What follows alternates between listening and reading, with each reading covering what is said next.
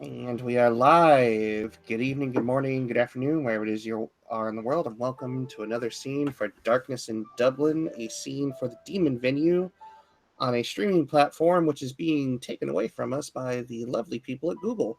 Thanks, Google. Always there for us when we need. Yay! Uh, So, now that the pettiness is out of the way, some of it anyway. um, Recently, an individual by the name of Casey Becker had made her way around, mysteriously finding herself in the company of the fallen population of Dublin. She had extended an invite. As a member of the First House, she was bid to invite you to a court that was under the supervision of a relative newcomer, not wanting to uh, upset the balance of uh, of the area by simply waltzing in and taking everything by force. The Each individually were invited to a specific address, and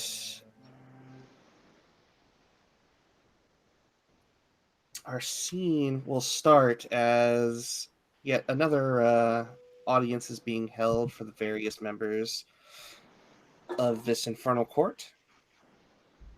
Starting with, we'll go with the twins or okay, siblings. siblings. Yeah, they're not twins. I'm older. Yes, you are. Pat, pat. I'm smarter. Well, actually, I'm not. But yeah, I guess Lil and Karul will arrive in a car. Lil's driving. Meanwhile, smoking. The window is open because this car does not have air conditioning. This car has Arco, which in Dutch is actually working. In English is not. I just realized, but basically stands for all windows can open. So Arco. Um, Which makes it and very awkward. yeah, it does. It does make very awkward. It sounds better in Dutch. I can't believe I'm actually saying this. It never happens, but it sounds better in Dutch. Um, but yeah, there's some like 80s rock kind of blasting over the stereo. Until they arrive at the destination. Lil will turn off the engine after turning off the radio and closing up the windows. Then looks at her brother and is like, "We're really gonna do this again?" I guess. Oh boy. All right, let's get this over with as soon as possible then. And she'll check her pockets. And basically feels like, okay, do I have my cigarettes? Yes. Do I have my gun? Yes. Okay. And we'll get out.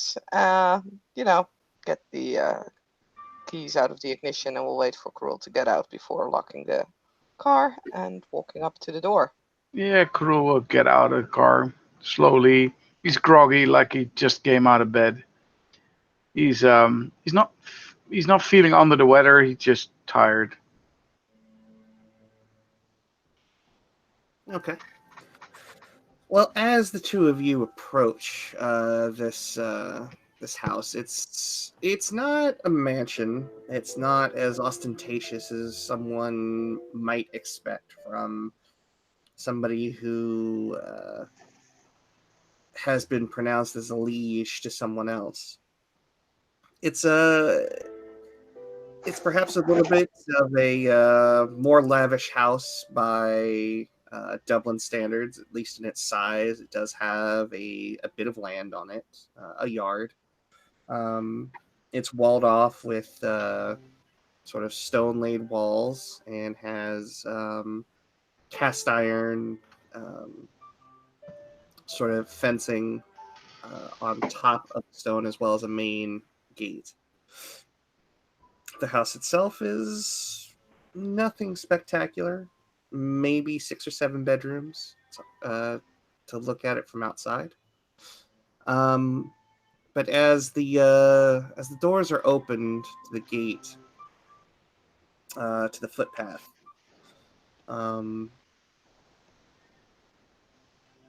you see the messenger. You see Casey.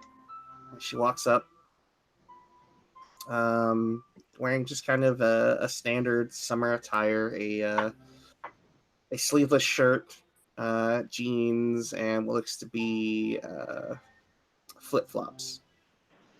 Hair pulled back into a ponytail, and looking rather casual, with what looks to be a glass of lemonade in hand as she opens the gate for you and looks at the two of you. I'm glad that you were both able to make it. Lil lights up a cigarette.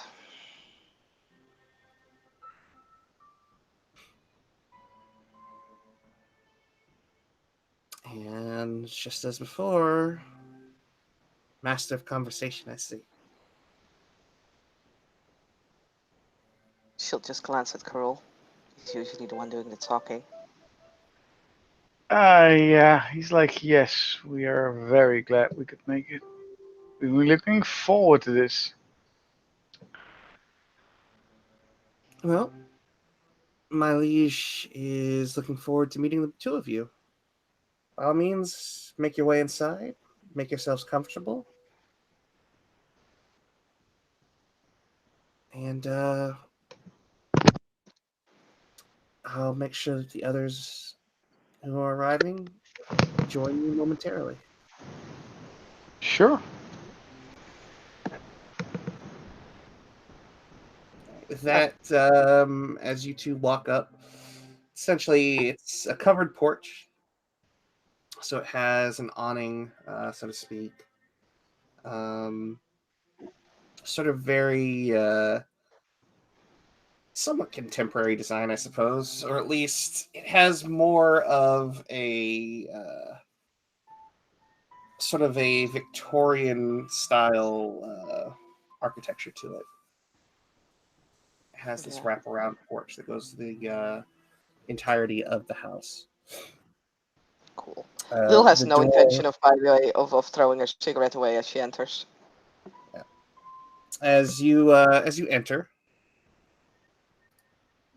you see a gentleman who's currently reading a book, sitting in one of a set of sort of transitional chairs that can go from just a standard chair to a recliner. And as you begin to make your way in, he'll stand up. I'm sorry, miss, but there is no smoking in this house. She frowns, looks at the cigarette, looks at her brother, back at the guy, and will actually toss it outside instead of throwing it on the floor and stamping on it, which was her first idea. Thank you. Please make your way downstairs. The liege of the house is waiting for you. Lil will put her hands in her pockets. Will follow her brother downstairs. Yeah, your brother will shruggedly start walking downstairs. All right. I'm going to go back to the gate. And at this point, Jip can show up. This individual, trench coat, that old style detective hat, the wrappings around his face, arm, his entire body, but he has on slacks, has on a nice long sleeve, long john black shirt. He's basically making sure he stays out the public eye, basically, because he knows it's not good to look at. So he makes his way there, taking the alleyways or whatnot, and he'll arrive there. And Casey will get off of her seat on the porch and make her way down. Open the door or the cast iron gate for you. And you must be Jacob, yes? That is correct. Oh. We are honored to have you here. Please make your way inside, and Silas will direct you from there. Of course. He'll make its way in. When he sees Silas, he tips his hat to him. Yep, and Silas will simply direct you downstairs as he picks up his book again and sits down and begins to read. What are you reading, sir?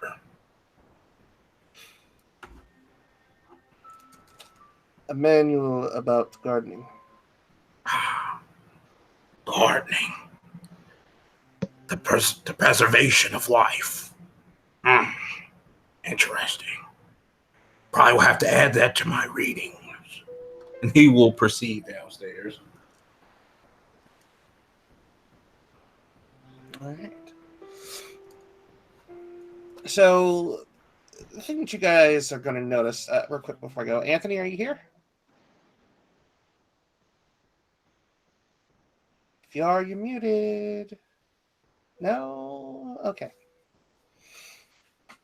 So, what you will notice is go down just a simple step of wooden stairs.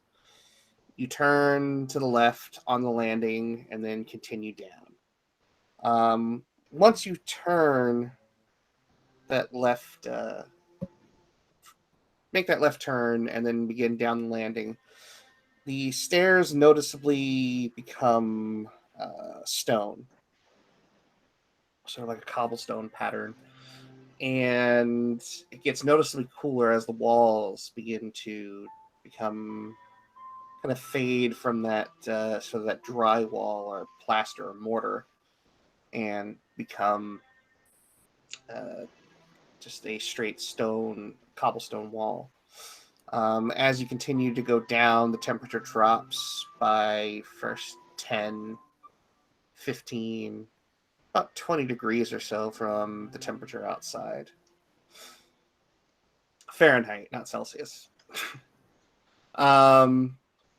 It gets to the point where it's just cool enough that your breath can be seen as you pass by, and light from wall sconces with oil lamps that burn brightly illuminate your way down as the stairs just seem to go on and on and on to the point where you're almost certain that you've walked the equivalent of what might be 20 flights of stairs or so. When you finally come to... I see that, yes. Okay. When you finally come to the stone floor, there is sort of... You don't see anything other than just the landing, and then the second your foot touches it, your perception, your ability to sense everything around you is turned up eightfold, so to speak, from what you could just see. You can now see the extent of the room. It's a large rotunda type room, maybe 40 meters or so in circumference. Stands about half that high into sort of like a domed ceiling. When you look up, you can see these murals painted onto the ceiling that depict the various ages of the War with the Throne. And you can see a number of side chambers that are built into the wall. Some of them go deeper than others. Some of them are obscured by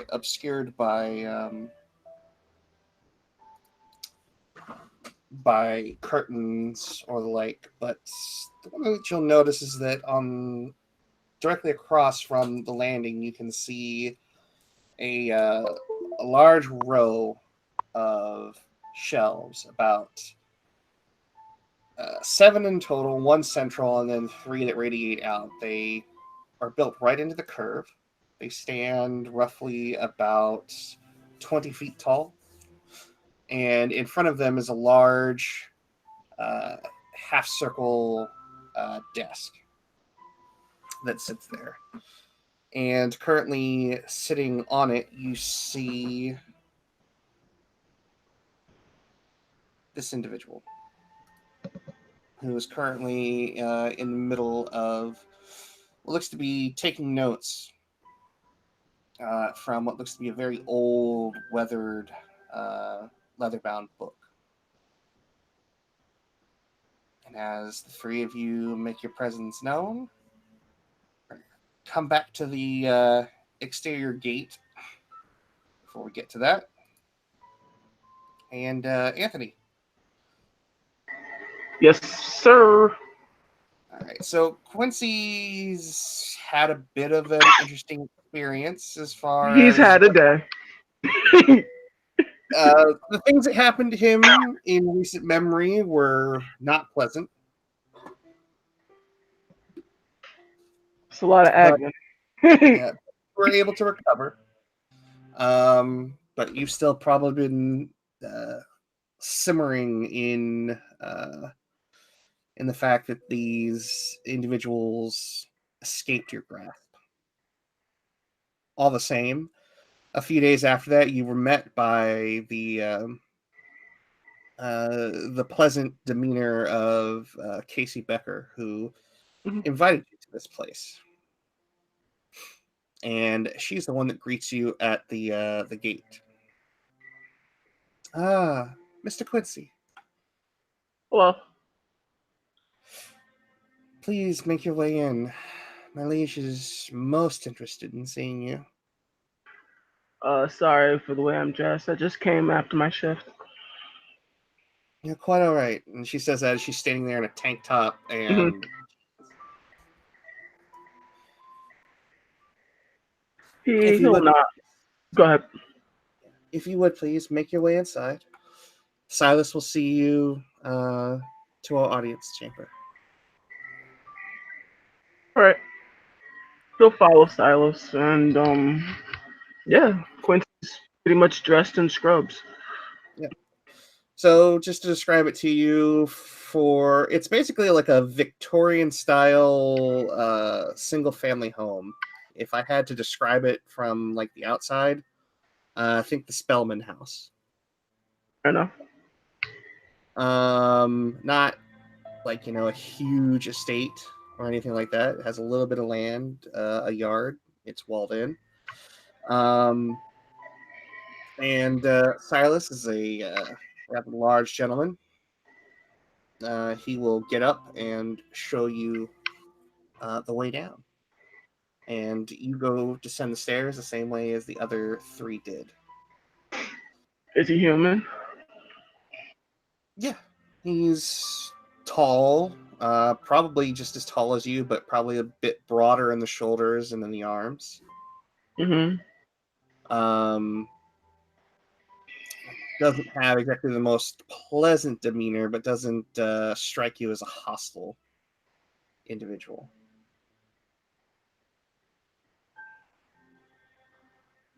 Quincy will kind of look him up and down, smile, chuckle. Right down the stairwell, sir.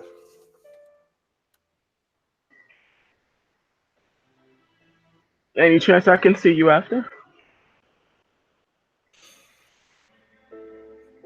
Depending on the nature of what it is that you wish to see me for. Entirely plush, I assure you. Perhaps. Depend entirely on how you comport yourself. I can take direction. Hmm. He'll step through the door. And yeah, you go down the stairs, and it's the same deal. It goes from just a simple, I'm going down the stairs into what I'm pretty sure is a man cave, or equivalent of, to, geez, this is a lot of stairs. And it turns into into the cobblestone sort of Gothic architecture once you're below ground. And you arrive only like a half second after everybody else. hmm Not exactly sure how that happened, but the dilation of the passage of time seems to be interesting down here. In any event, the individual looks up from their book and will stand, shut the book, and make their way in front of the desk and across the chamber towards the four of you. I see that I've gotten most of you. Most that I wish to see, anyway.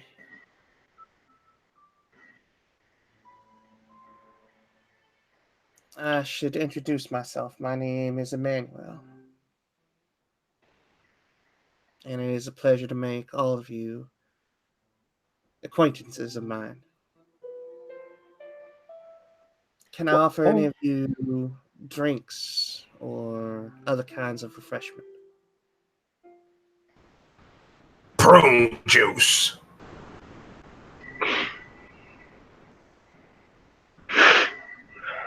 With one ice cube, Perhaps, please.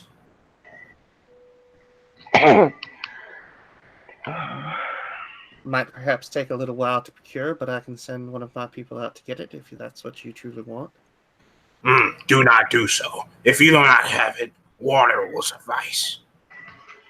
Very well, one water for the tall gentleman. Mm. Anyone else? Black Russian.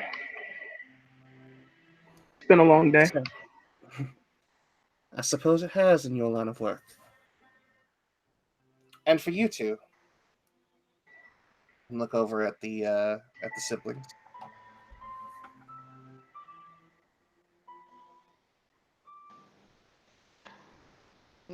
Lil will just shake her head. A screwdriver and do not spare the orange. I have an incredible headache.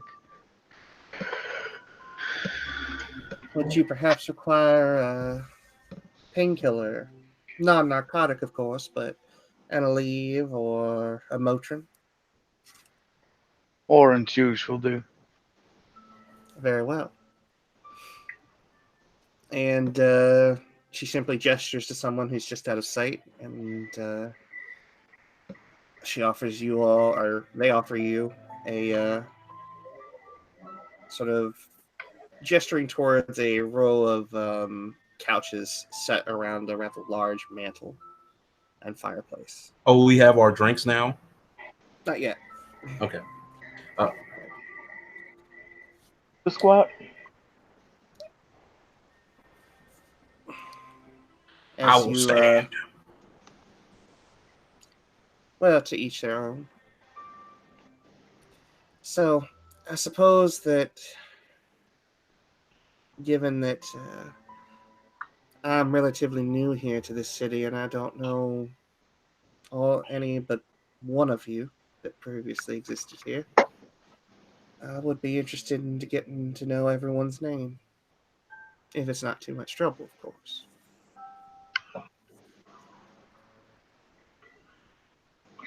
Quincy Hollingsworth. Quincy. You're the doctor, I believe, of the second house? That I am. Very well, very well. We'll look over to Leo. Lyle. How do you pronounce it? She'll look at Carol first. Uh,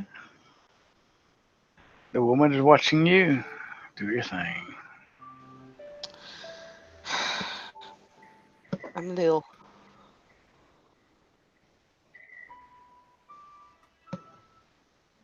I see. And I believe you are of the second house as well, yes? She nods. And then looks over to Cruel. And that makes me Corolla Quinn. Last house, yes. I see. The house with one of the larger burdens to bear. And then we'll look up to Jacob. And Mr. Wells. I believe, if I'm not mistaken. Yes? Yes, Jacob Wells. You are of the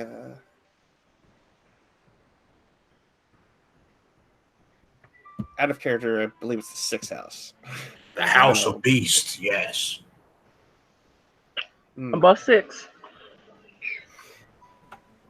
Member of the sixth house. Well, as I said before, I'm Emmanuel, and I am of the first house.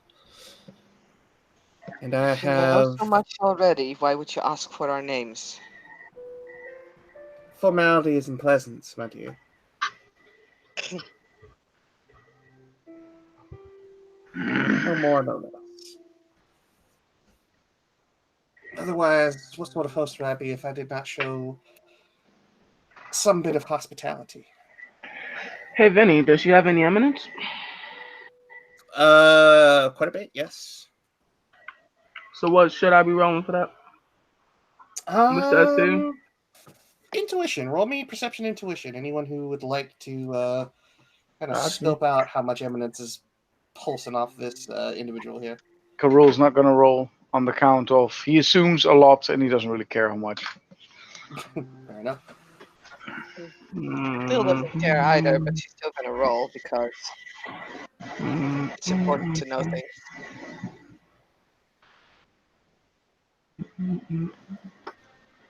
That is to say, if I have intuition. Intuition is a talent, so you can roll it whether or not you have it. I don't even see it standing on my sheet. God damn it! It's one. Intuition it does exist though. Yeah, I know it does exist, but I didn't put it on like the document, so Lol. that means I have nothing in it. It's really weird because she would have had it in it. Oh well. Made up the check.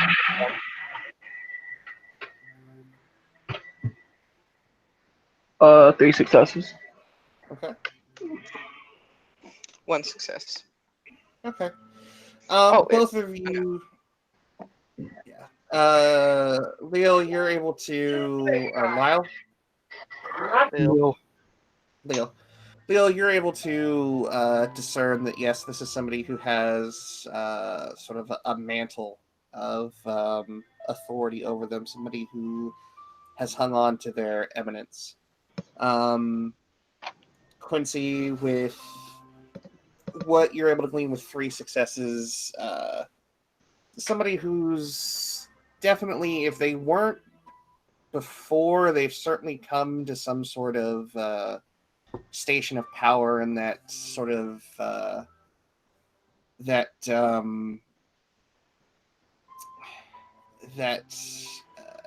angelic presence is there, and it's in abundance. Gotcha.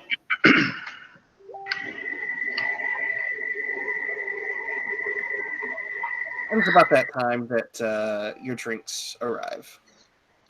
Water, White Russian, and a screwdriver. As Jacob gets his drink, he'll look. Water. It gives life. It also taketh. Interesting. As he sips, even though he really don't have no lips, so you can hear the glass. You can hear his teeth like grasp onto the glass.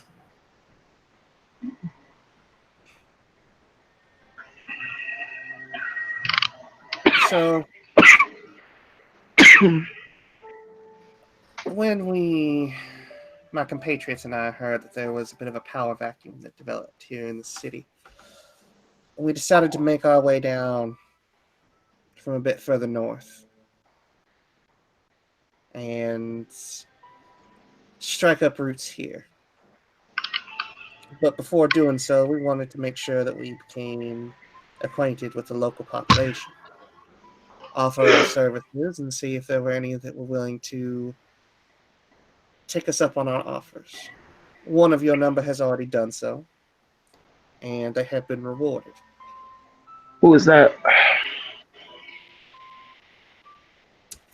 The boxer, I presume. The boxer. Ah, yes. One who refines his skill in the martial arts of toning themselves for battle. Hmm, interesting. Also known as the idiots. Hmm, Karul, yes. Karul simply smiled. Do you What mind did if you I? say? I'm sorry. Do you mind if I smoke? I do, actually. Put the Trying to keep cigarettes things. back in it. Put the cigarettes Trying to back keep. in this, thing. Unfortunately, many of these tapestries will hold on to a smell for eons. You're the host. No, it is not a boxer. As far as I know, I do not know them as a boxer. But you would perhaps know this one as Maggie, a fellow member of the first house. Huh. Idiot number 2 then. I suppose there is no love lost between you then. Oh no, I like Maggie. Doesn't make her less of an idiot. Now, I am sure you have us all here for a reason, other than providing us with drinks. Well, as it happens, yes. Aside from the obvious turmoil and strife that's facing the city currently at the hands of a one Lord Ishar, which was an unexpected development, but one that we are now looking to get ourselves embroiled in, as what's the point of putting down roots if there's no soil left to grow in? It was unexpected to you, then clearly you've not been watching the city careful enough. And what makes you say that? Because we already met him once. Yep. I see. And how much common knowledge was put forward of his plans and his grasp at his, what shall we call it, his grasp at Armageddon.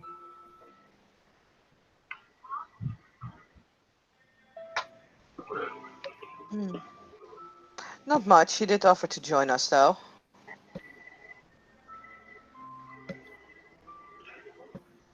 And I suppose your previous tyrant turned him down? Oh, the tyrant wasn't there. Just a couple of us. I see.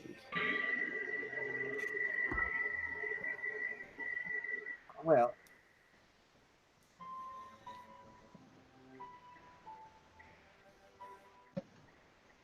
we are, my colleagues and I, like I said, are looking to offer assistance for this city, to the city, as far as that is concerned. But I have other concerns which brought me here, and as I understand it,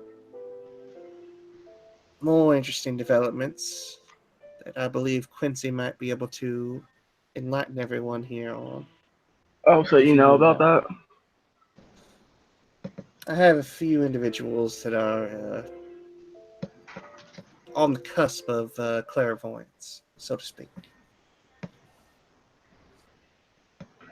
A few nights ago, me, myself, the boxer, and one. I forget Nelson's character's name. um, Luna. Luna were following up on a specific on some specific information about the fire that happened not too long ago. Fire killed some very named suspects. What was curious about it was that the fire, so to speak, was very infernal in nature.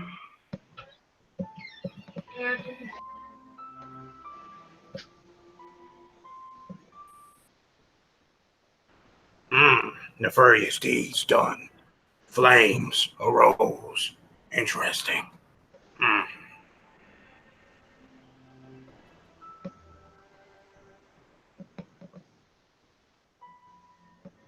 Oh, full on BRB there. Hmm. Yes, I seem to recall something about that. Were the Members of a flames church. green or red? As far as I know, red. I had not heard anything from any reports from either my people or the media about anything but red flames. Green flames, I presume. Red flames. Oh, Just sorry. red flames. Yeah. Hmm. She shrugs. Wasn't that big a deal. Perhaps not. However, I did happen to feel the welling up of. I'm so sure that some of you felt it at least. That dread sensation over the city. Something that is fairly unique to our kind. As if a caustic layer of faith has been starting to build within the city. Sorry about that. Yeah, yeah. He puts down his phone. I had to take a phone call. Sorry. But yes, a specific individual, two specific individual, one a pastor who was known for embezzling money, was apparently let off the hook and was indirectly involved in some shady business. And there was another woman, a Sunday school teacher, who was was a paragon of the community. She also died within the fire. What was curious when I went to go looking and figure out what was happening, if there was any connections to kind of verify the deceased. Something odd happened. My perceptions were addled. At that point, a doppelganger that bore my reflection was seen on my security camera at Dublin General. We took pursuits, and when we went to confront said individual, uh, said person tried to exorcise me,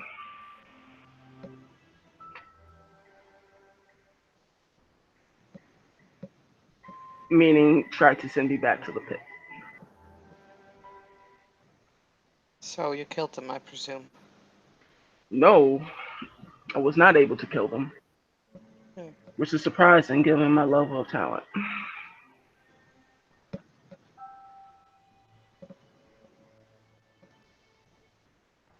Hmm.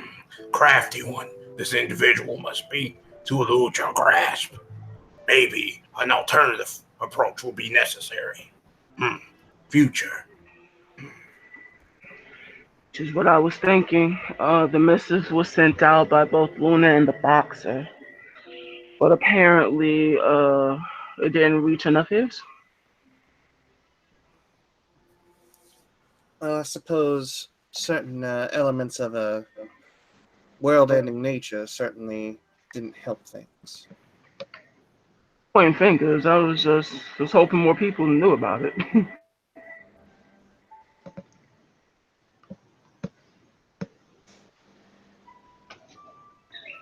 So yes, there are individuals out there that can and will try to exercise you and pull you back to the pit. Hmm.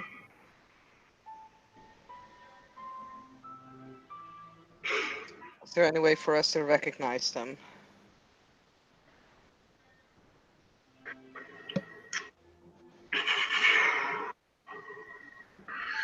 If one should brandish any type of holy symbol and can see you through your normal means, that's a good indication.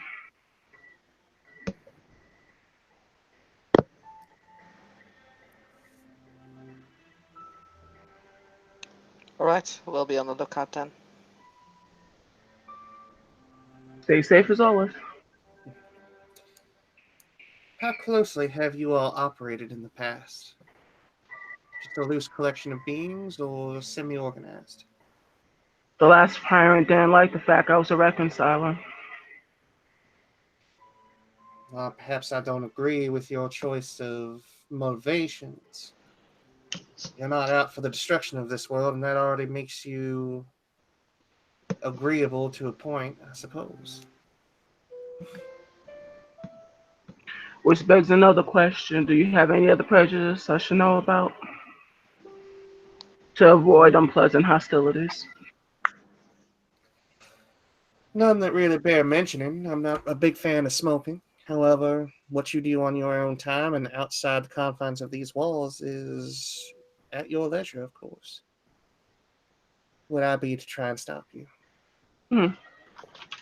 But not fleshy things.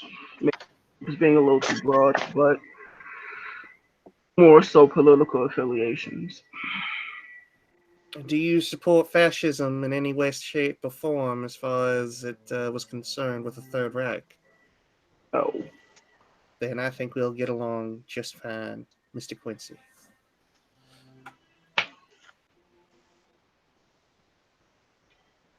What about you two siblings? I understand that you are probably close knit and not exactly fond of anyone trying to wrangle you in, as it were.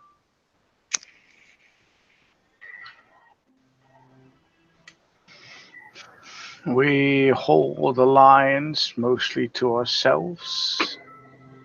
Keeps things healthy.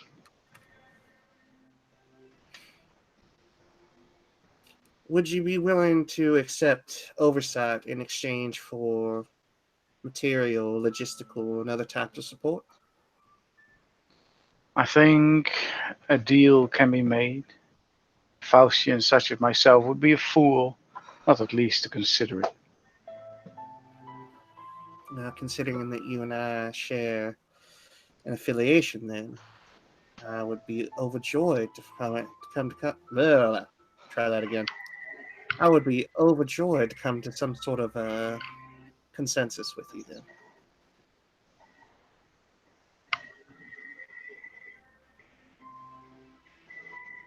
Then it all comes down to the details of what we need and what we want. Well, quite simple. My hope is to unite as many of the fallen under a single banner as we once were before, well, things began to get tumultuous back in the days of old, back when our war effort fell apart. As it stands right now, the world is falling apart, and there are many motivations with many individuals over different species of those of us that walk the night, so to speak. But moreover, as far as we fallen are concerned, it would seem that we now have demon hunters of some kind prowling the streets. And, well, I always feel as though the Earthbound are never truly that far away. And, of course, the Raveners that we have to deal with. I wonder why they reveal themselves right now, like the Ravengers. things happen in the city, and suddenly they seek contact.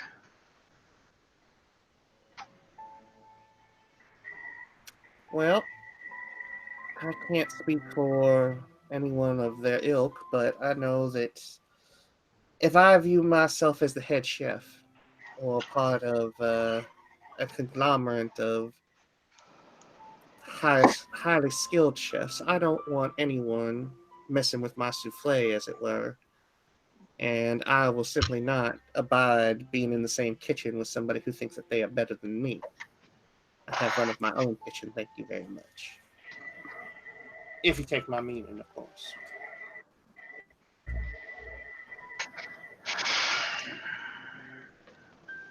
I suppose. And he takes a swig of the orange juice, and he seems to um, feel himself getting a little bit more, human-ish.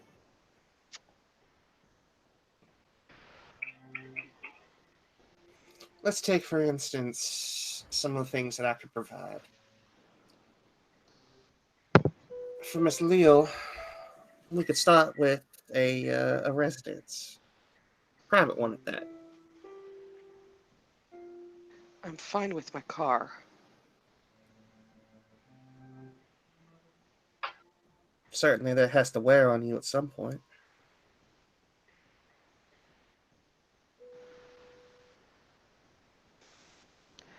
But at least it keeps me from being pinned down. Who said Oh, anything about being pinned down? If you can come and go as you please and be able to operate in private, I don't quite see how that pins you down. But if you are so averse to the idea of some form of housing free of charge, then Well, given that my last house was set on fire, and I was lucky that I wasn't in it, yes, I do feel pretty strongly about not being pinned down.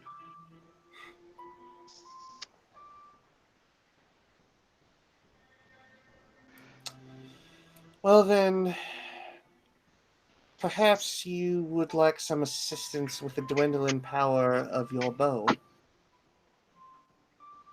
What do you know about that? I know that artifacts of an ancient era exude a certain vibration that some of us are fairly well attuned to. And I can So feel you've it. been spying on No, us. not hardly. I wouldn't need to spy on you to feel, well, what I feel.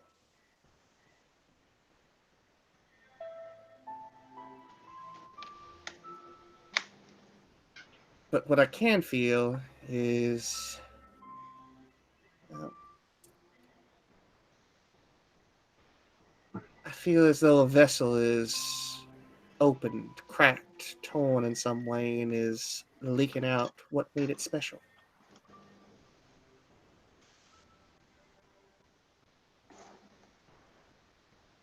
I might be able to help facilitate one of your own, who, as I understand it, is a fairly skilled malefactor.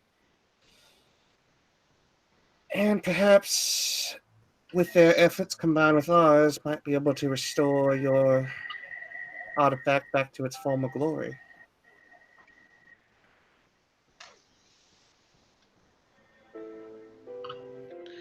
If you're talking about the Diamond Girl, I already made contact with her. But we can provide her with the means to repair your weapon.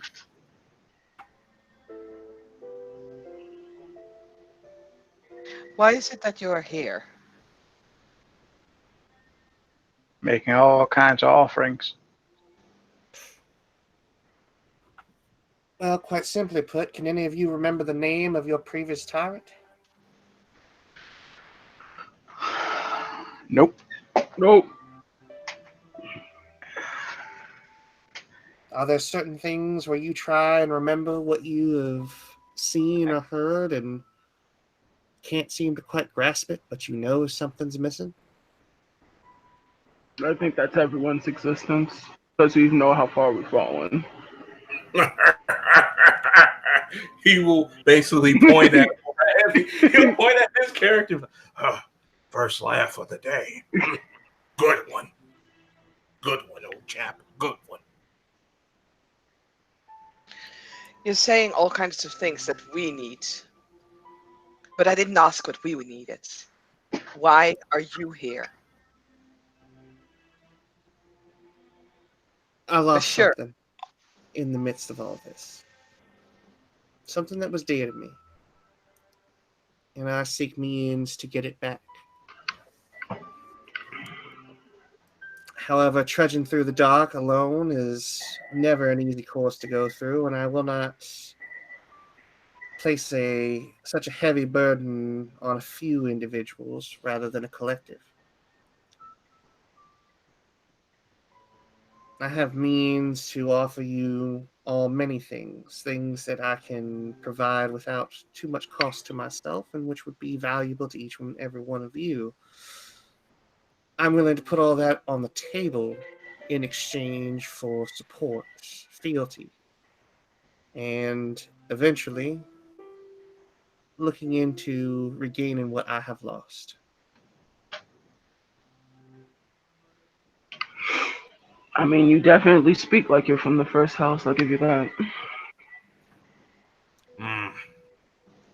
Some things are simply inborn and we cannot help them, whether they are merits or flaws, depending on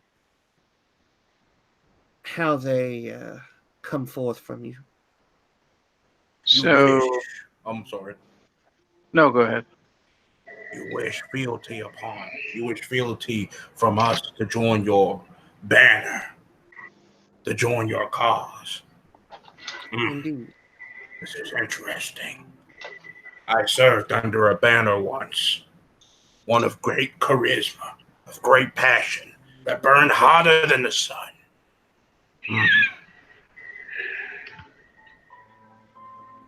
Yeah, we all made that mistake once. And he'll look over to her. It was never a mistake for me. I regret nothing. Why would you even say such a thing? Here you are just now whining about how the previous tyrant didn't accept your whatever the fuck you wanted, reconciling with, like, that asshole. And then you go and ridicule the fact that we are what we are and that we're looking for someone. Idiot. I mean, you can call me what you want, but I'm going to say what I'm going to say. Please, my brothers and sisters, we are both have passions within our factions, and it burns deep within us, like the forgers. Let us all take solace in knowing that we all strive for something, a purpose. Wonderful. Then I will embrace one of the things that I know, which means that nothing is really forever. So once you're done with what you want, will we then be discarded like a pair of old shoes?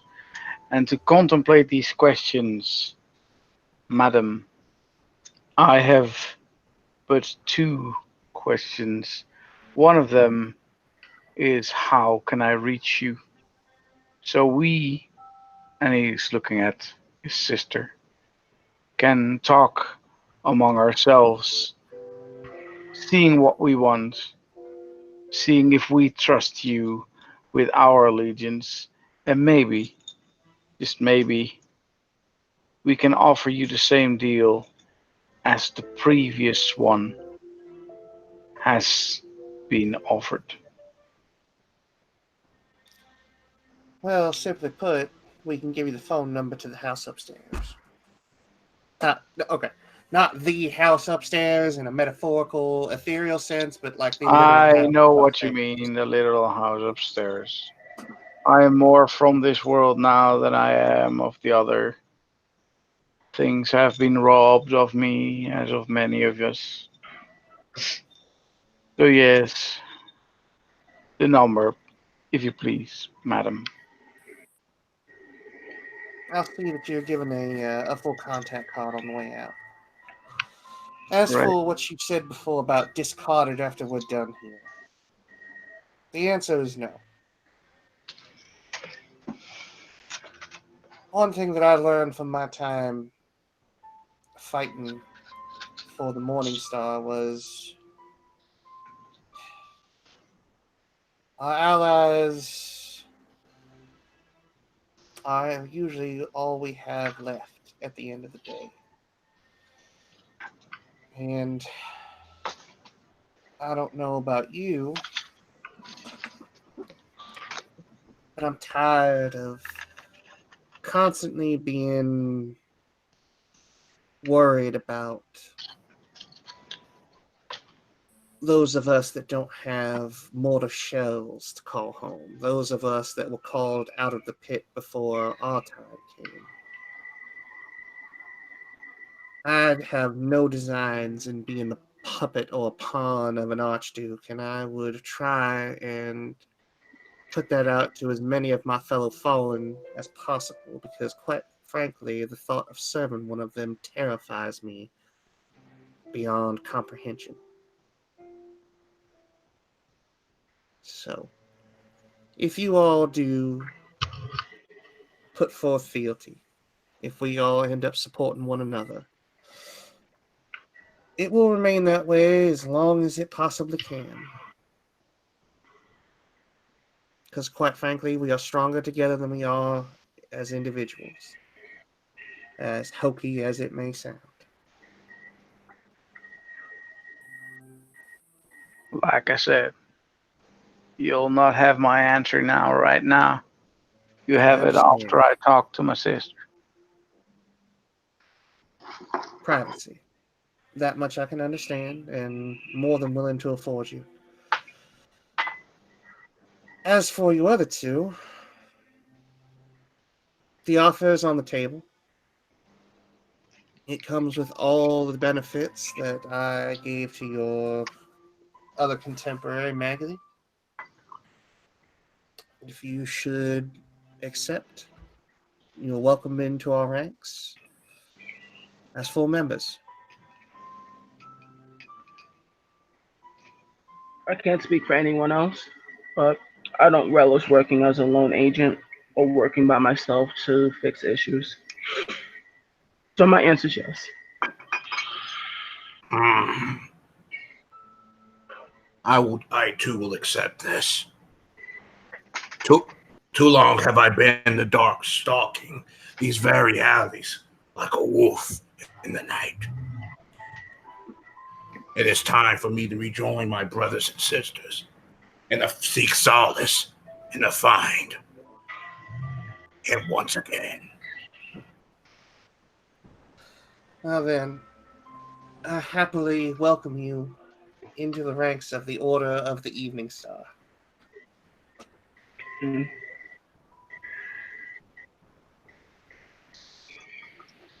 And with that, you see two individuals who come out from one of the curtained off rooms. Each one of them carrying these felt boxes about the size of a palm. And they step forward and they hand them each to Emmanuel. And they look at Quincy and Jacob and give you both smiles, give you a nod before making their way off.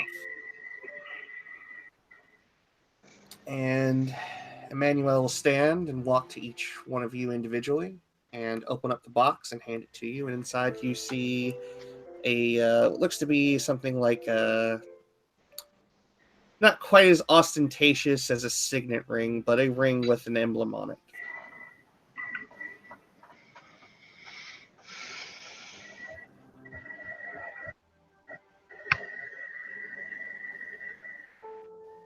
He'll take And it. any of you that have intuition or awareness may Mhm. roll now if you so desire.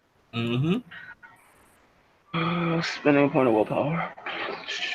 doing the same. I just have to get to the dice roller real fast.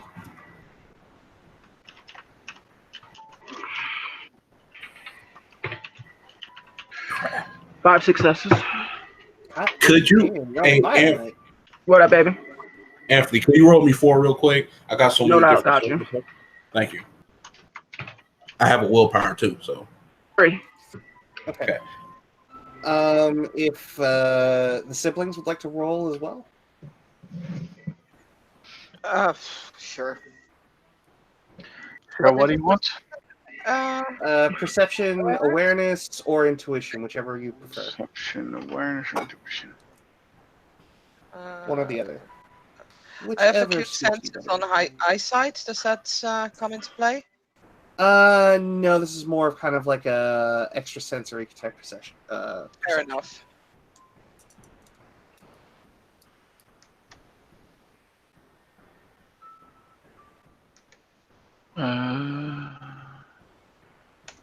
Which dice roller want you do you want us to use? There's just one. Just the regular dice roller. Yeah. All right, sorry, yeah, sorry, my bad. I am a failure today.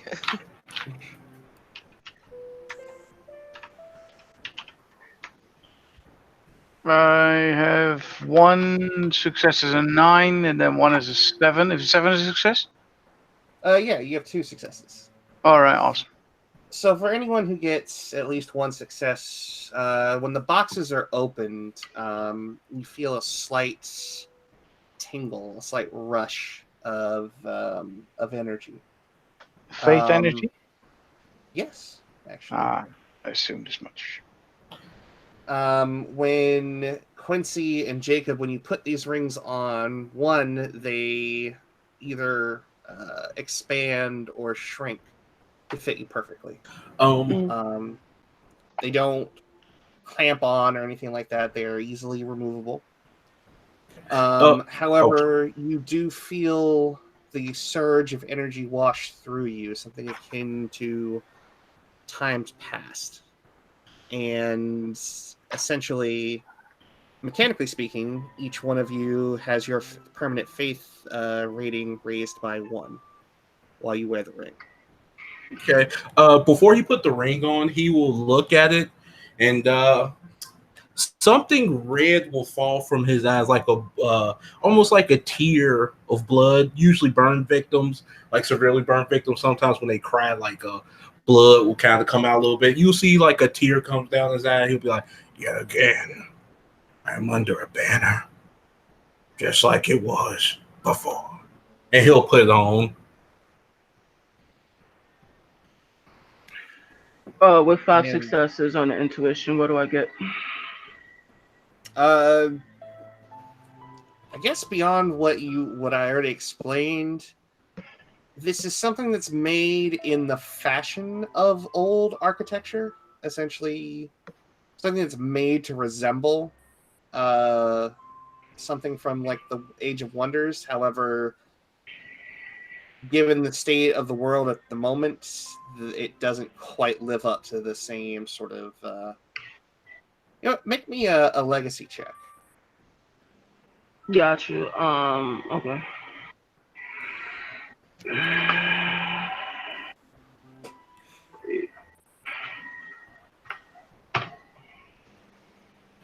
Four successes. Hot damn. Okay. I'm on fire today. Yeah. This was not. These types of artifacts were relatively popular within the legions, especially the Crimson Legion. Mainly as different orders or different almost squadrons or platoons, units, whatever you want to call, essentially would create these, and it would basically not only did it act as sort of a symbol of their bond and their oaths of fealty towards one another, but it also amplified that their collective power when they wore them in concert. The latter effect of wearing them in concert doesn't seem to be present, but these are definitely made in the style of those types of signet rings. Question. Is do I feel anything, hostile like, yeah, that would fall on tuition. Like anything that's like trying to take over my brain pan or anything like that. No. Okay. There's nothing you can sense that is malicious underneath the architecture and the enchantments of the rings. Okay.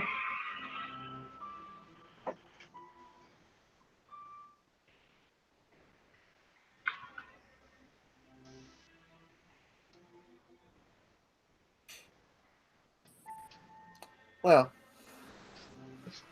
welcome to the Order of the Eveningstar. Jacob and Quincy, it is good to have you aboard, and I will be sending out Miss Becker to speak with you each individually at a later date. Nods. Mr. Quincy, What's up? if you wish to contact me, he'll take out a broken, like basically a razor, like the razor cell phone. Hmm. You should have my contact information. Takes out this really expensive Palm Pilot. And they'll exchange numbers. Look Mhm. forward to working with you. Feelings mutual. Now, if you two wouldn't mind giving me the room with the siblings, I would like to discuss things with them in private. Absolutely. Of course.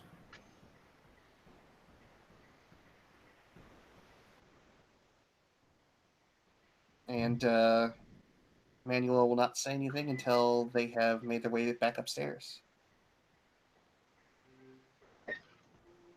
Yep, he goes upstairs. Goes upstairs.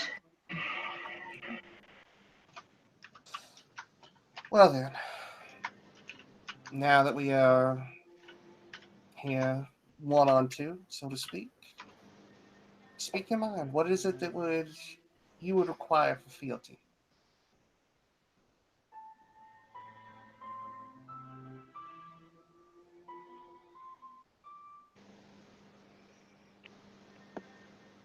Lil is once again looking at her brother because this is his idea. Oh yes, and the brother already takes in a deep tug of air and then says, "Currently, what I want, Mom, is to have a frank discussion with my sister. We have to decide whether we trust what you tell us. If you have ulterior motives, and of course you will say nay, but we will have to discuss that among each other. Of course, I understand. I understand that you're here to thrive and make us thrive in this city. However, Mutualism. so was the previous. I have no issues discussing this now. I don't trust anyone who says, yeah, I'm here to help you. At least you stated that you have an ulterior goal, that you need our help as well. That's something. But I don't Well, like working under someone anymore. let me put it to you bluntly then. Yes, I have my own designs, and I'm not doing this out of altruism. The support of the fallen in the city makes my desires more or less achievable than they would be without them. However, I do have some convictions that I hold to from back in my days serving under the Morning Star, and I try to keep to those as best I can. However, well, the predilections of the flesh and the the burns of our torment run deep enough that sometimes we do stray from our paths in spite of ourselves. Suffice it to say, I need you. Perhaps more than you need me, in a sense. But I guess that all comes down to how much you value what I can give you versus what you would have to give up. I understand, Miss Leo, that you are someone who does not like anything standing in your way. In fact, it has been said to me that you become violent when something stands in your way. I would not call it violent, but if that's how people describe me, then that is their choice. You see something like twitching in one of her pockets. Carol's is simply smiling that she is considered to be the violent one. Well, scant information was given up on you. I think your sister perhaps makes more of an impression, at least at face value. Oh, that's okay. I do not mind leaving people in the dark about what I am, who I am, and what I do. There's a certain comfort that comes with a cloak like that wrapped around you. I can appreciate that. But as it happens, Miss Leo, if you were to step into my service, you would be expected that if you were asked to stand down, that you would indeed stand down. You would ask to comport yourself with some decorum in official matters, at least not yelling and screaming out of turn if you feel so inclined, or striking other members of the order without due justification. You think earlier on I had not, because I think I have. I had reason to open my mouth. Well, I would not restrict you from speaking your mind. However, I would ask that you would do it in a respectful manner. And always at least give me the chance that if a chosen course of action does not meet with your satisfaction, that you would at least give me the chance to convince you otherwise. Of course, no subject would be taboo in that case, but we would like to keep things amenable in such conversations, such instances.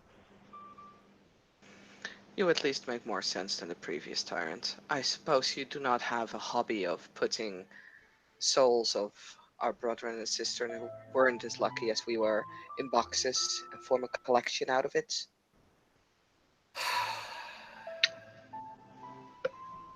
It has something that I've had to resort to in the past, but I don't take any joy in it.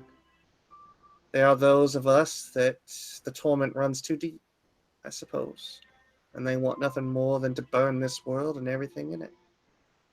And if they can't be placated,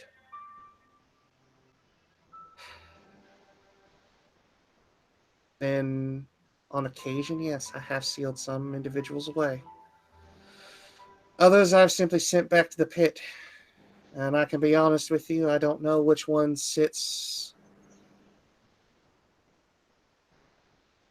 makes my stomach churn more. Since I have no recollection of either, I would not be able to give you a clear answer on that. Carol, Yes. how about a trial period? 2 months?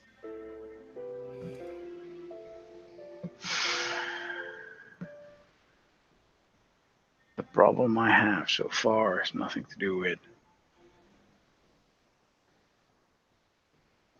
time, it has to do with intent.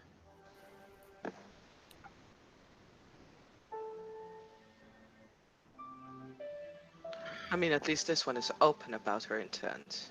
Or opener. Or Of so course, it seems. lying.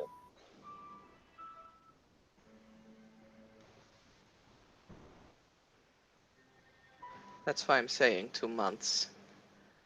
get to know them better. I can see if this is truly beneficial.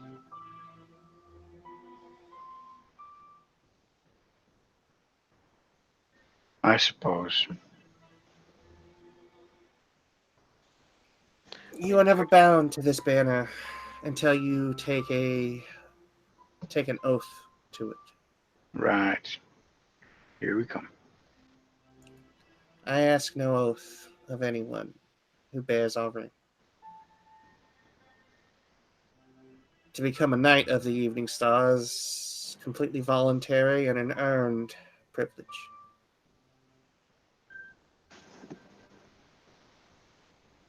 And that oath, yes, that one does bear a certain degree of longevity, as it were. However, as acolytes, you are free to come and go. If you feel that it is just not the right fit, then that is up to you. And as long as you remain on peaceful terms with us, if we do end up remaining here in the city and become a thriving presence, there will be no hard feelings. And I would not think to restrict you if you decide that we're just not right for you. Let's just say this. So the previous one offered a lot of help and didn't show any of his cards. So we had a mutual agreement. We would give him information, and in return, he would give us access on a trial basis to the things that he had. Currently, we, of course, have things that we desire, but we have no idea if you can offer any of those things. Now, to play my cards close at heart, I'm not going to tell you what I desire, would be a weakness if I'd use it. So a trial period is fine as long as you show your hand. Very well. Come with me. And Emmanuel will stand up and begin to walk towards one of the curtained archways.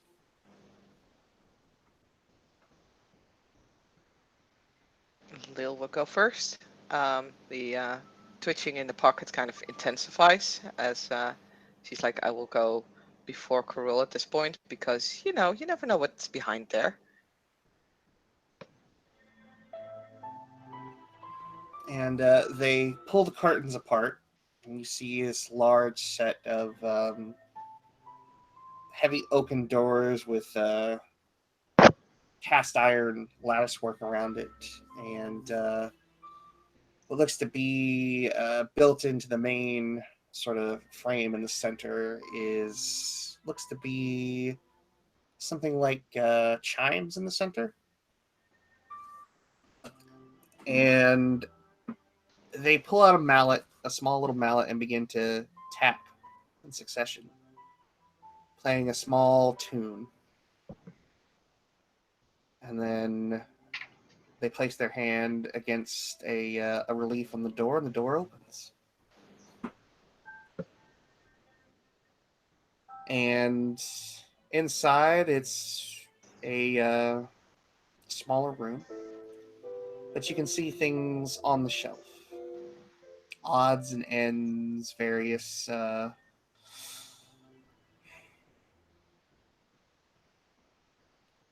artifacts. Some of them in better shape than others that are barely held together.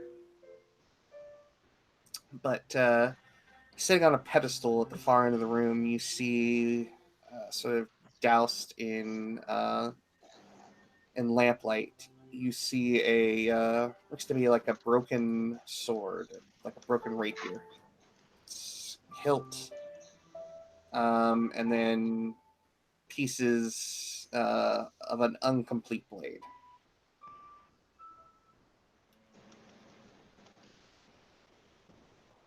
One of the things I seek here are the remaining pieces of something that was given to me by the Morning Star. It was not all that powerful back in the War of Wrath, but it had its uses. On our final defeat, it was shattered and its pieces scattered to the wind. I have managed to find some. There are still others that elude me.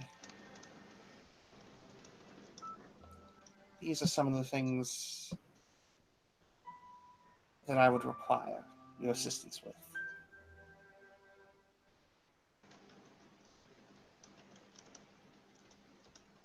I remember the attachment I had to what I used to fight with.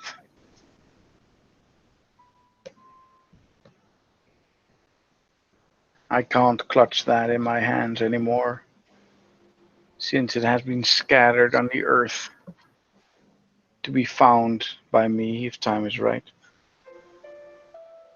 So I do feel those attachments.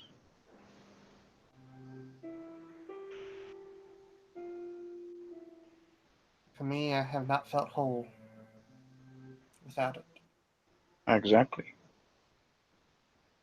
To me, it feels like I can't be whole without it.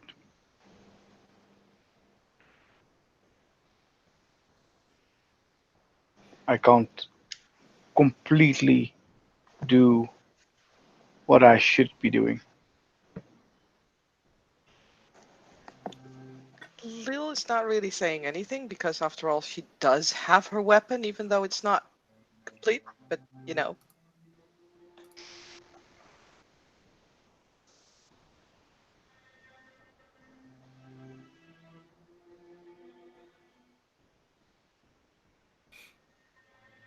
You,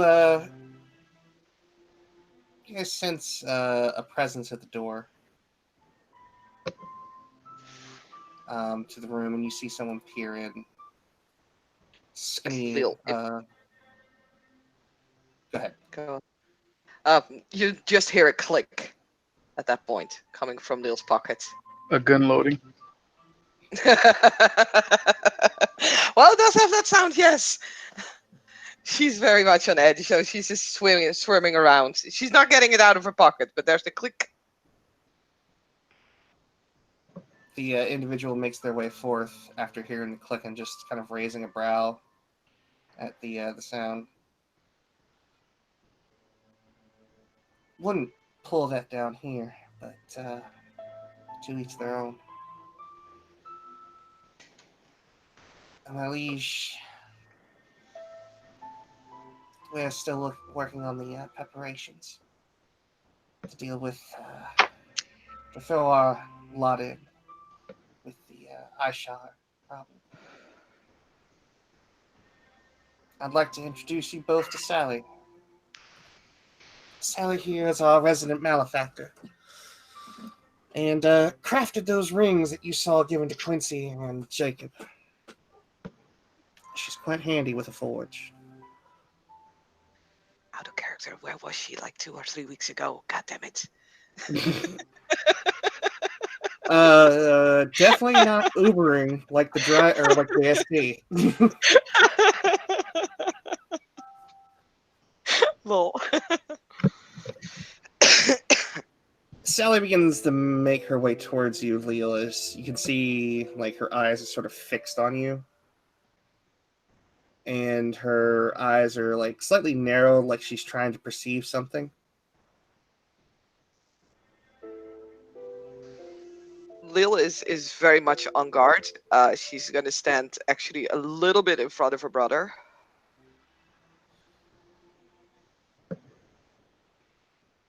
You got an artifact. Can I have a look? It's in my car.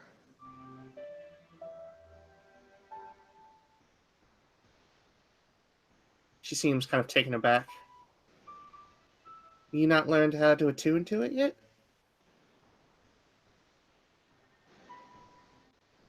No.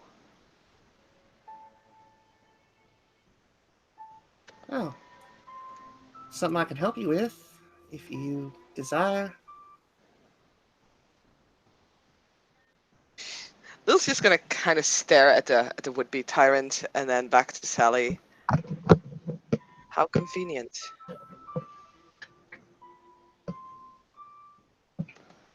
My little gearhead here, known her longer than most. Sorry, what did you say? My little gearhead. I've known her longer than most.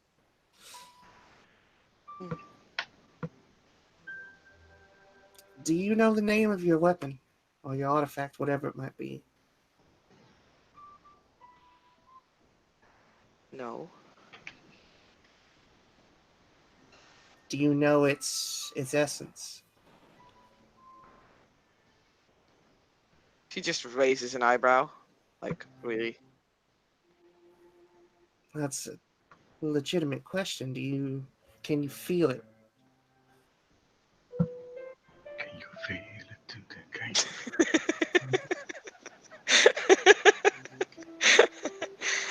If Carol's actually thinking that, there is actually just a twitch of a a smile that Lil is definitely trying to suppress because she's tough and stuff, you know.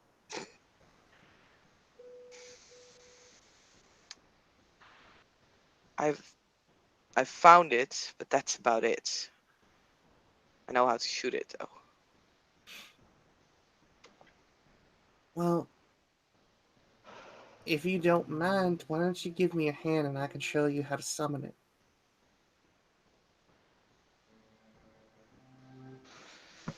Again, she's sort of looking at her brother. This time it's more like, yes, no, yes, no.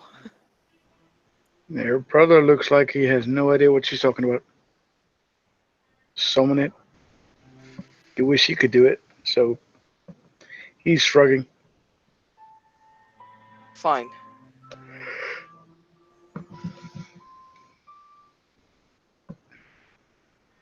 So Sally holds out her hand. Lil will give her hand. It's not the one that's in the pocket with the gun. Yeah. It's in. So most artifacts of the previous age, when they were built specifically for each one of us, they have sort of a resonance, a vibration. One that when you give it off, it responds.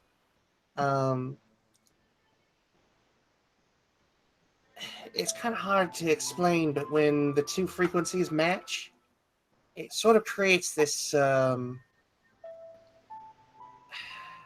tether between the different layers of existence. And well, if you can lock on to that vibration, you can form the bond, and then you're never without it. And how does the locking on happen then? Well, luckily enough, if it's out in your car, it's not all that far away, and if you've already used it, you have a semblance of its frequency already. So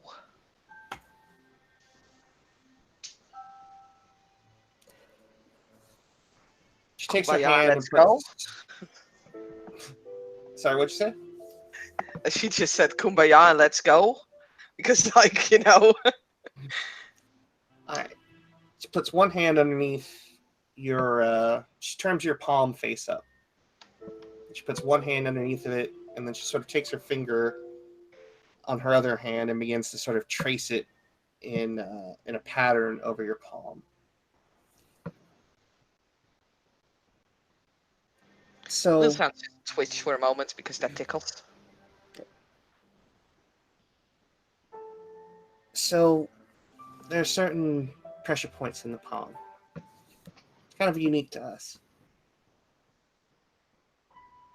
And as she presses into one, you can feel a slight vibration come out of her body. It's like a little tiny pulse. It's not intrusive. It's kind of more like a cell phone going off. Lil will immediately pull back her hand. Easy now. Just trying to help you.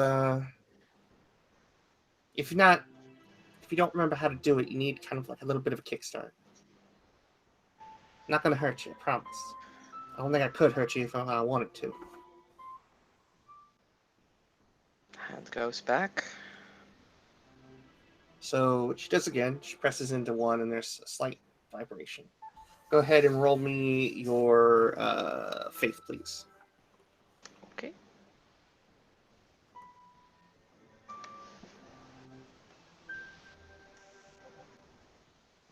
There's 1 9. Okay. So with that one, as the vibration begins in your hand, at first it's at the same frequency as what Sally just let off, and then it changes. As you begin to focus with your faith, you begin to lock on, and a wave of familiarity sort of washes over you, and that frequency seems to, a piece of it is uncovered. She moves on to another point in your hand and presses down in it. There's another boom.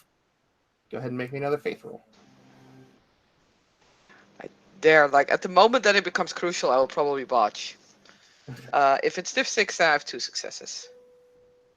All right, so again, now a little bit more. The first point in your palm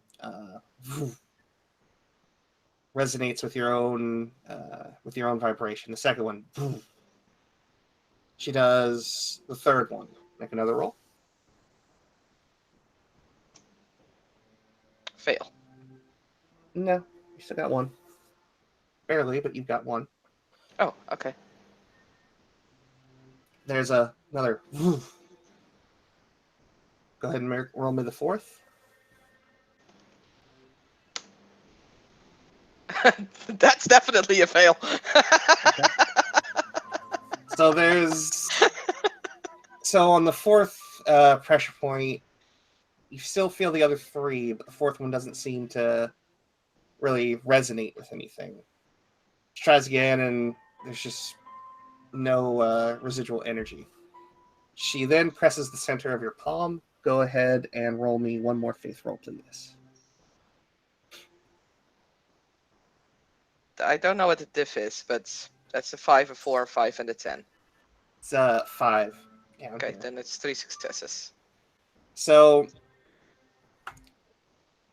there's a boom, boom, boom, boom, as 4 out of the 5 points in your hand begin to vibrate, and then finally that one that you missed because you have overall successes in the skill challenge.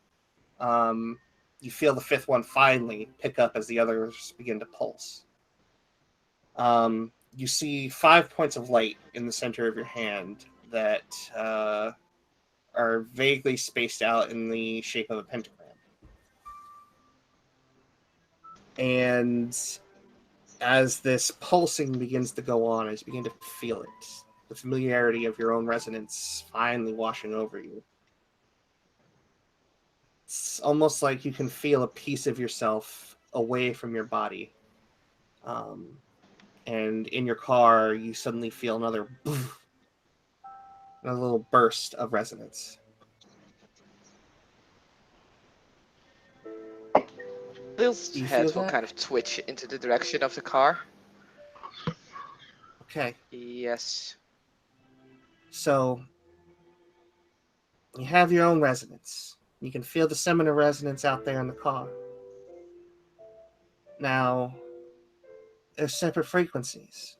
Try and change the pulse in your hand. Concentrate on it. Almost like you were trying to match your breath with the pulse outside. Go ahead and make Lil seems like reluctant to do so, but she will. perception. You're gonna have to stick with it. Perception, intuition. So just perception. Yes.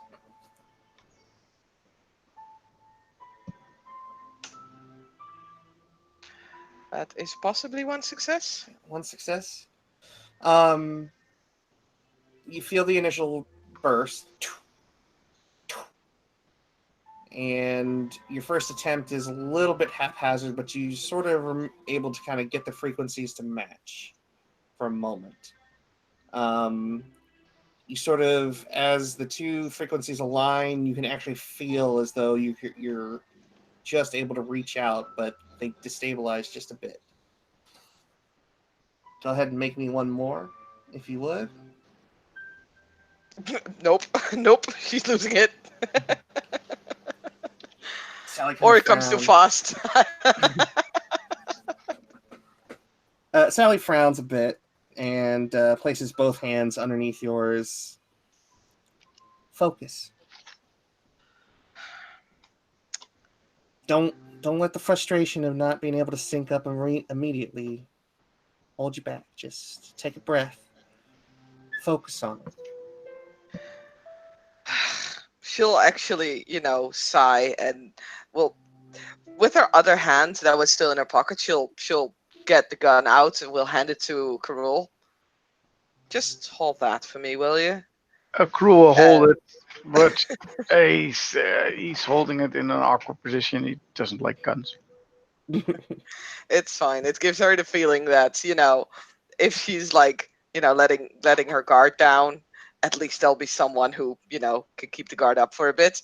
So, Everyone can see who understands guns that he does not like holding the gun, and he's not really holding it properly. So when he Is he shoots, like it's gonna hurt his hand. that's fine. It's just her idea, okay? I do actually have the concentration merit, so Okay. don't know if that's going to help anything, but yeah, That will lower the difficulty. I have 3 successes now. Okay. So with 3 successes, as you pour your concentration in, as you put forth your effort, and you're able to sort of now completely focus on it, because now you're not focusing on whether or not you have to quick draw your pistol out in case of shenanigans. Really enabling yourself to focus. You can sense the resonance outside, and you can sense your own, and you begin to focus. And you feel as though the two frequencies are coming together. They're coming together. And you're a bit worried as they get closer and closer, as though they might lapse over each other once again. But the second that they become parallel, it lingers for about a second and a half. And that's all you need. And your hand instinctively closes as though you're grabbing hold of something. And there's a sudden gust of wind, a flash of light as your bow manifests in your hand. Shoo, shoo. Just for clarification, the bow looks like this. Bill does not look like that currently, but the bow does. Yeah.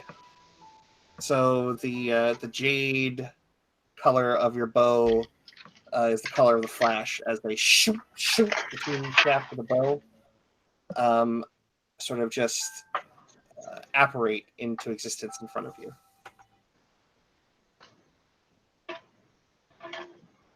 I mean, even through Lil's like facade of not interested, like that will break for a moment as she kind of gasps and takes like a little bit of a step back because still holding on to the bow though, like she's not gonna drop it or anything, but just like whoa.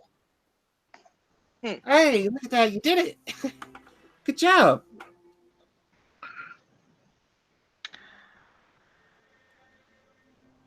Great. Now I have to carry it back again. That's not going to be noticed at all. No, you don't. And Sally holds out her hand, and she just concentrates for a minute, and then you see what looks to be like a long hafted looks to be like a blacksmith's hammer forms in her hand. Mm.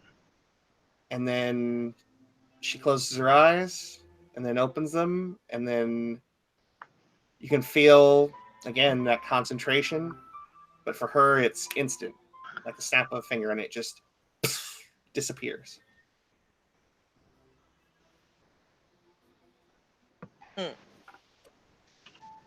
We'll try that out immediately.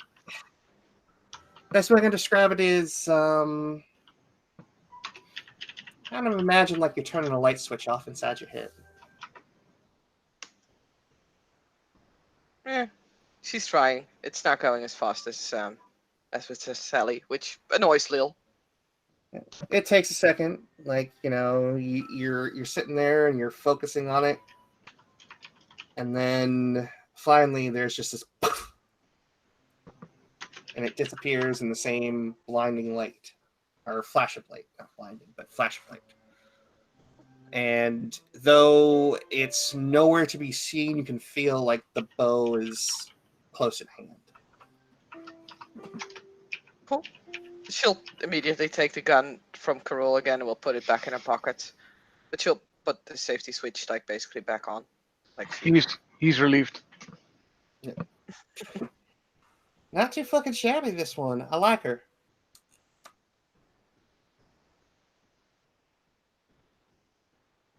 shabby. And Emmanuel just kind of crosses their arms and smiles.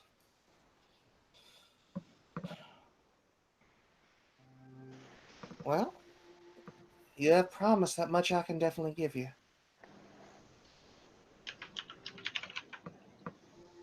Hooray.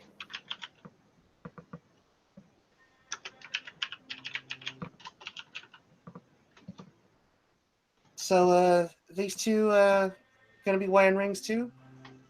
Because I'm starting to get low. I only made a handful of them. If I need to make more, I'm gonna need someone to fill out a shopping list for me. They may be interested in rings. Sally, hang on. And look back at the two of you. Lil will glance at Carol. He shrugs. He's utterly, yeah, I wouldn't say not impressed, but he's like, yeah, okay. Sure. And unlike the pomp and circumstances around the other two bringing out these boxes, Sally just dips her hand into a pouch that hangs from her belt. She pulls two out and sort of pulls out what looks to be like a dirty shop towel and begins to sort of put the polish on them herself until they're nice and shimmery. And she puts one in each hand and hands them out to you exactly at the same time. Here we go.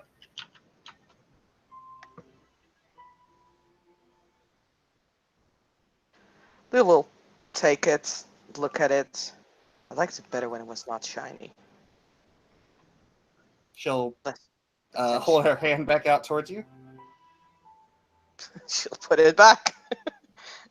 and she'll walk over to what looks to be like just a small, looks to be like a place where an incense burner might have been, and she just takes it and kind of runs it through the ashes a lot until it comes back and it's kind of grimy, and she hands it back to you. She'll nod and put it on. And Cruel? What? Oh, did he take the ring? And he's looking at it. She can clearly see he has the tacky taste of what kind of jewelry he wears. It's all of that old gold kind of jewelry. And clearly this one's probably silver or platinum style. Platinum, but yeah. Yeah. It's not really my style of ring. I mean, I thought most people were into platinum over gold, but everybody has their own taste. I can electroplate it if you want and make it look like it's gold. Yeah, that'll be fine. That's cool. All right, give me about 10 minutes. She runs across the rotunda and darts behind one of the curtains on one of the opposite chambers. You hear the sound of clanking and tools falling to the ground and Southern-style cursing. Before about 10 minutes later, she comes back and she hands you this golden ring. He looks at it. Then he looks if it fits, and since most of his fingers are full, he's just gonna put it on a random finger, more like a pinky finger. And it compresses down to fit the size of the finger perfectly. All right. And each one of you feel your permanent faith rise up by 1.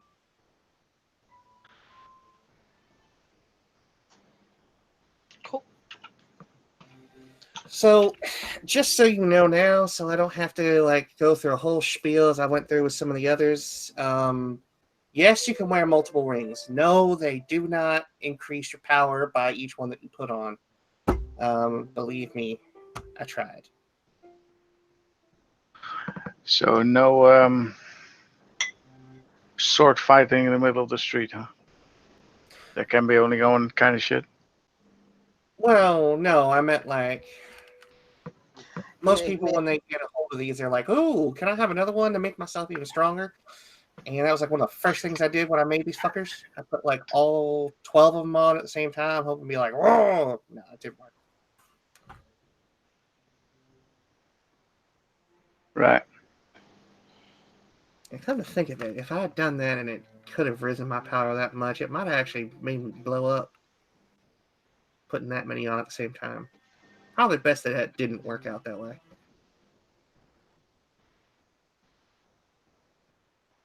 But yeah, there you go. Each one of you, enjoy. Please don't lose them. They're a bitch to make. And she goes off to her side of the rotunda again. So we're done. For now, yeah. That is all I require of the two of you for now. I will keep in touch with y'all until I can figure out exactly what it is that we can do as far as this demon hunter situation is concerned.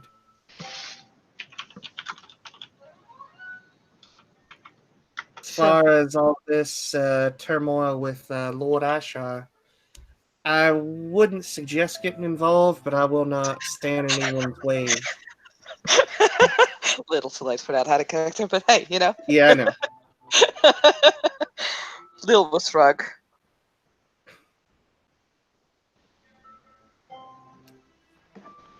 But I won't prevent anyone from stepping forward if they want to. We'll be providing our own support in our own way.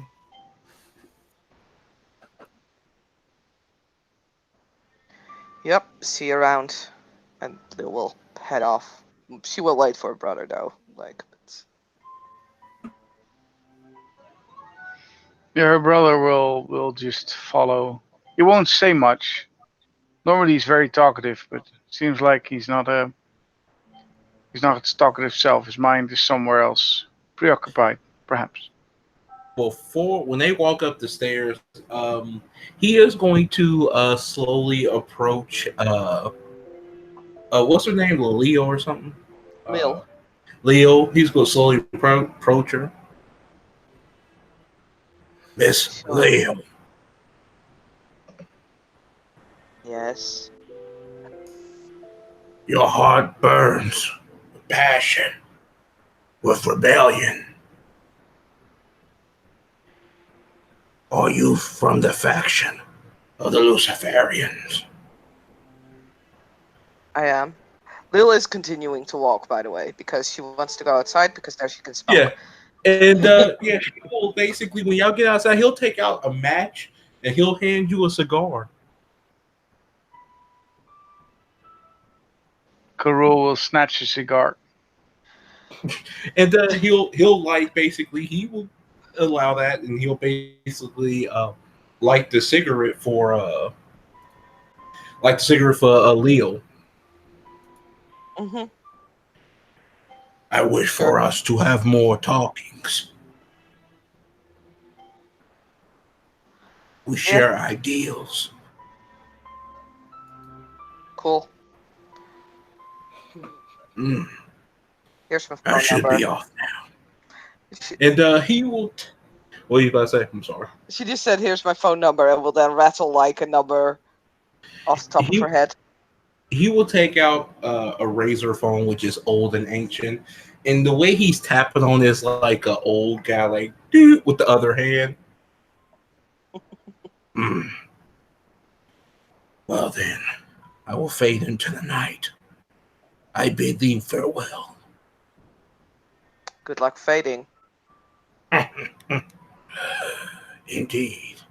And he'll walk away. Yeah.